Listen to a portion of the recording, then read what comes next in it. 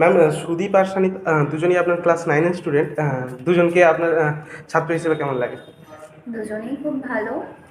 দুজনেই পড়াশুনো করে। সানির আগে ভালো ছিল, কিন্তু এখন বর্তমানে বুঝতেই পারছি, যখন বাচ্চারা একটু বড় হতে থাকে তাদের মধ্যে একটু অ্যাডোলেসেন্সের প্রভাব পড়ে, তো সানিদের মধ্যে একটু বেশি পড়েছে। আর সুদীপ পড়েছে ঠিক আছে, কিন্তু সেই জিনিসটা কাটিয়ে ও যাই হোক মানে পড়াশুনো করার চেষ্টাটা করে। ওকে।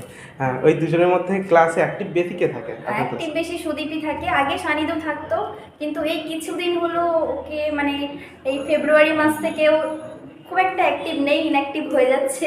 পড়াশুনো করতে বললে করছে না, বদমাইশি করছে, যে মানে এখনকার বাচ্চাদের মধ্যে যেটা হয় না, যে হয়ে যাবে ম্যাম, আমার হয়ে যাবে, আপনি শুধু বলে দিন, কোশ্চেন বলে দিন না, আমরা সব পড়ে নেব, এই জিনিসটার প্রভাব বেশি পড়ে বাচ্চাদের উপর এখন। তো ওরা সেই জিনিসটাকে অ্যাভয়েড করতে থাকে, আমি কিছু বলতে চাইলে ওরা সেটাকে ইগনোর করতে থাকে, যে আমাদের হয়ে যাবে, আমরা একদিন পরে পরীক্ষা দিয়ে দেবো।